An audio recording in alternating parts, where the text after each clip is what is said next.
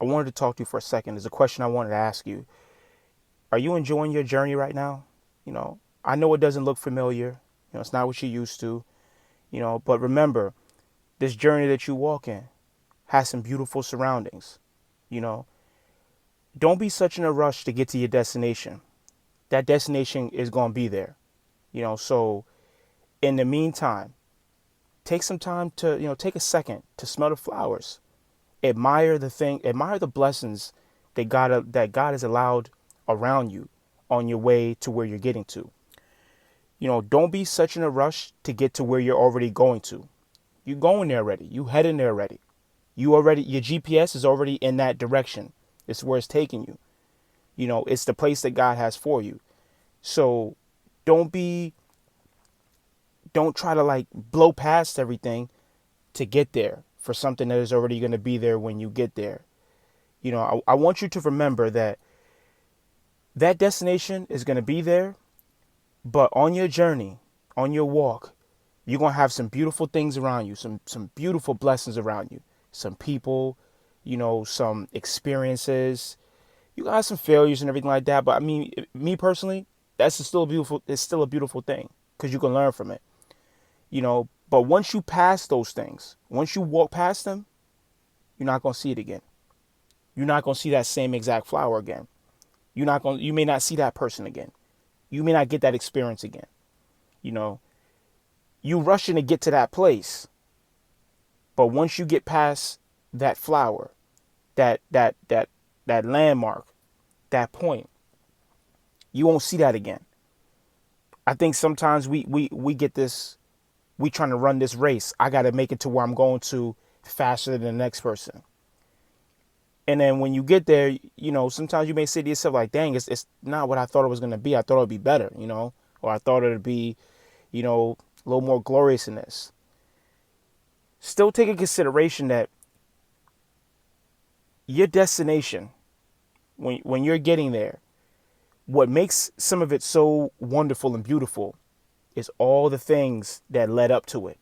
The experiences, the ups, the downs, the highs, the lows, the failures, the little success, the people you ran into, the just the flowers that you can smell, the areas you may have walked in, the roads, everything. All of that makes your success that much more just glorious. It glows more because you can appreciate it more. You walked the whole path that God intended you to walk. You didn't take a shortcut. You didn't just jump on the freeway or the highway, whatever you want to call it, and just say like, all right, I want to get there as fast as possible so I can just enjoy this. Nah, you took the local roads. You kept it local. You shook hands. You made friends. You met people. Some people maybe they were just maybe you stopped at a bus stop and met a good person there, and not literally, but maybe you stopped somewhere, met a good person, had a good conversation, and then on to the next one. But you enjoyed the experiences. And I see sometimes people are, trying to get to where they want to go to fast. But when you get there, what's your story going to be like? Because somebody's going to ask you. They're going to ask, hey, how did you get there?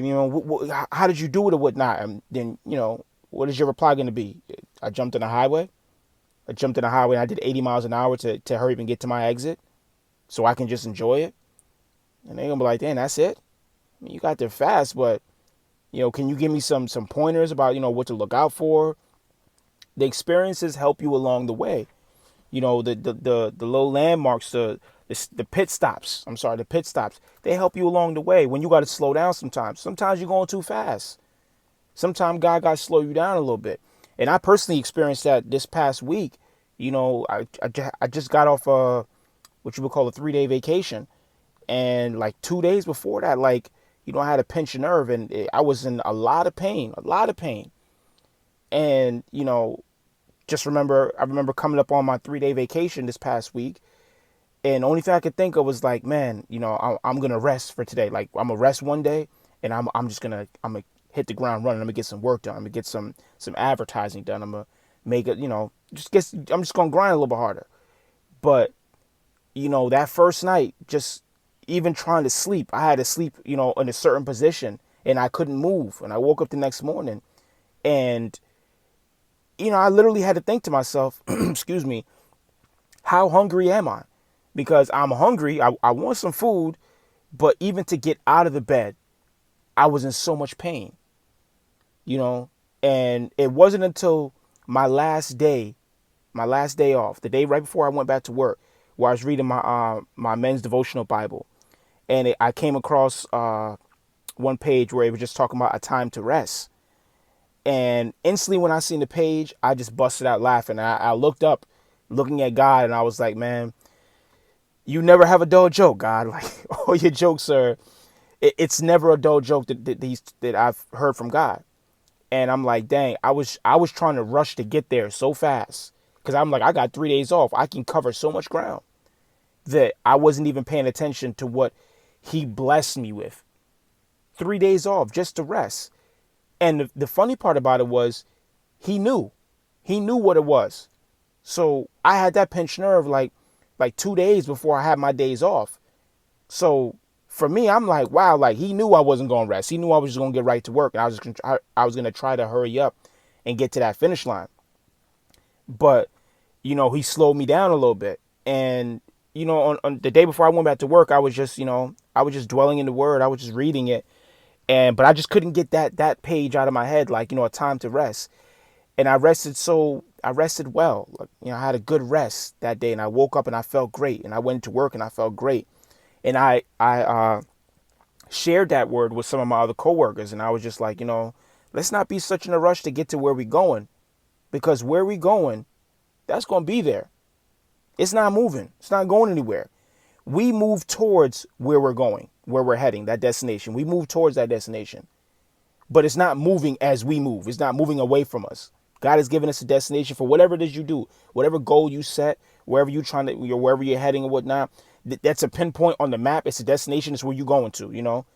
It's not moving. You're gravitating towards it. But sometimes we're so tunnel vision, so focused on that. We don't want to see anything else. We don't want to see the sunshine days. Or for me personally, I love rainy days. You don't want to sit down and enjoy the rainy day. You don't want to sit down and just enjoy your movie. Because think to yourself, when you get to where you're going and you reach that destination, you reach your goal, and now you're working 7 days a week, 14, 15, 16, 17, 18 hours a day. Now you can't enjoy this stuff. Now you can't look back and be like, dang, I remember it was a time where I could smell the flowers. Because maybe you got to do a year stretch working these 7 days. All these 14, 15-hour days. And you got to do it for a year straight because you got to maintain everything you're trying to build. You got to maintain everything that you spent that time building up. So now you don't have any story. You don't even have any memories to dwell on to be like, dang, I remember like a couple months ago, man, I was able to smell the flowers, smell the roses, and I was able to go for a long walk. And sometimes you could be, stuck behind your desk, achieving your dream. And just that thought of going for that long walk, that's enough to keep you going. But guess what? You blew past that. You didn't want to smell the flowers. You didn't want to have the experiences. You just wanted to blow past it. So you blew past it. And now you have nothing mental to think about to take you away from the everyday hustle and bustle of trying to, getting your dream up and running. Because anything that you think of, that the greatness you're moving towards is great. It's going to be a lot of work to get there. It's not going to be like, it is a great idea and everybody's going to catch on to this idea. Nah, not at first. They may catch on quicker than other ideas, but not at first. Because you got to believe wholeheartedly that what you're doing is going to make a difference. It's going to be big. It's going to be on a grand scale. But the funny thing is, like I said, back to my story, is that whole time, days before I had my days off, God knew, like, man, nah, he ain't gonna rest. He gonna try to work. He gonna try to work his way out this thing. He trying to hurry up and rush out of the situation. I want this. I want him to rest. I want him to be able to relax a little bit. And I thought to myself, I wish I would have read that page on the first day off I had. Yes, I'd have still been in some pain, but I would have just said, you know what? I'm not going to feel guilty about just relaxing.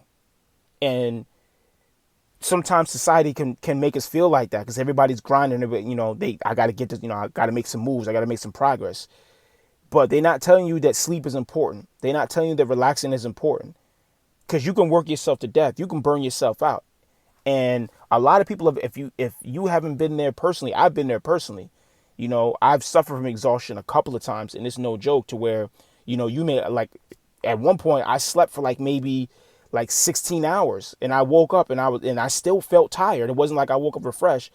And they looking at me like, dude, my people's just like, yo, you've been out like 16 hours. I'm like, yeah, man, but all right, I'm gonna get something to eat, but I'm gonna lay back down for a little bit. They're like, you still tired? Like, yeah.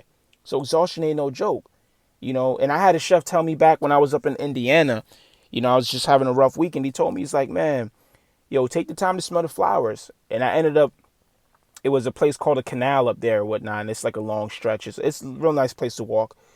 And I ended up going to the canal, and I walked like maybe 3-4 miles that night. And, it was just refreshing. And I went back to work and I thanked him. I was like, chef, thank you for telling me to remember to smell the roses. Because although I didn't literally smell roses out there, just having that time of walking and not having to think about, I got to do this, I got to do that. It was just thinking like any thought that can come in my head, any thought that can ease the stress of every day.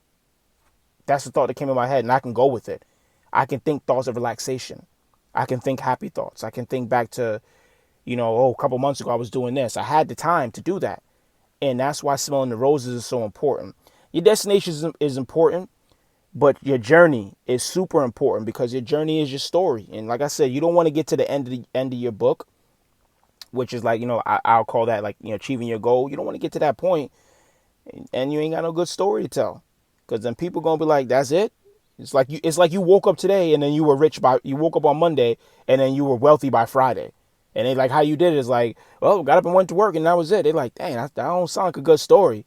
It's great you got the success and the fame and everything like that. But, like I said, you take the time to smell the roses. You appreciate every little thing that much more when you get to where you're going to, because you know that it wasn't easy to get there. It was times where you had to hit the ground running. It was times where you had to slow all the way down. It was red lights. It was green lights. It was yellow lights. It was stop signs. It was yield signs.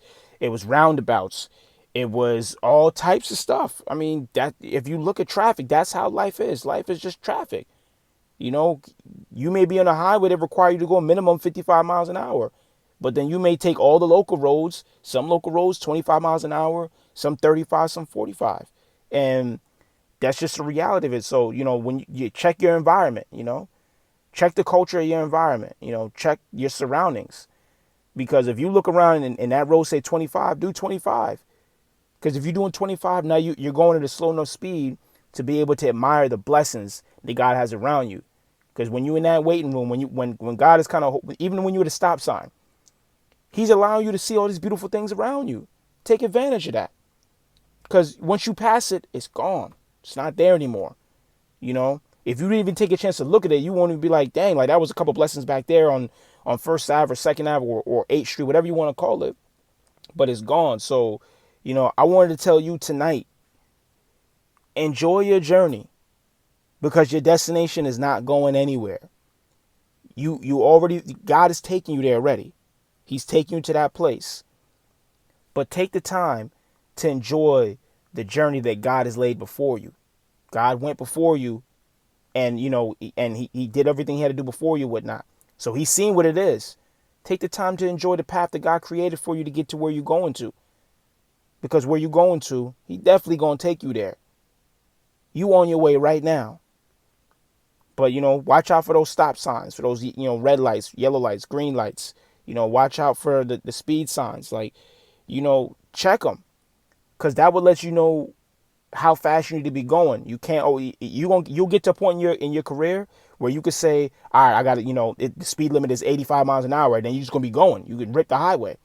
But then sometimes you're going to be coming to 20, slow it down.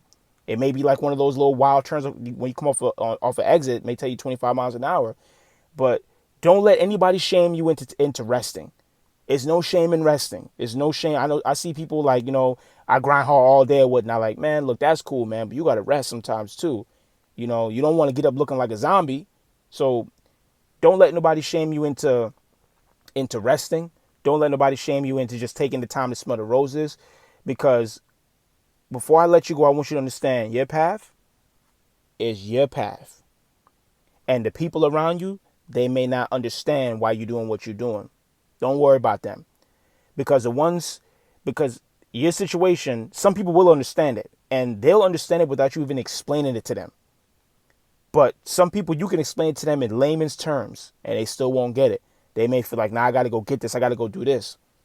But for you, when you know God got you, and you know where you're going, and you know you in good hands, you know when to stop, you know when to slow down, you know when to speed up. When you become aware of all your surroundings and everything like that, you know what you're doing. Don't let that person shame you into running, into going their pace. It's your path. It's your pace. It's what God has given to you. So don't be quick to want to jump in somebody else's lane. God gave you a lane. He gave you a speed limit. He gave you a vehicle to get there, and he gave you a destination to get to. And on that destination, he's giving you all these things on your journey, these blessings to admire. So admire God's work. Trust me, it's beautiful. It's wonderful. Admire it. I'm not going to hold you guys too much longer, but, thank you for listening. If this message was for you, give me a thumbs up, hit that like button, subscribe. Thank you in advance. You guys have a wonderful night.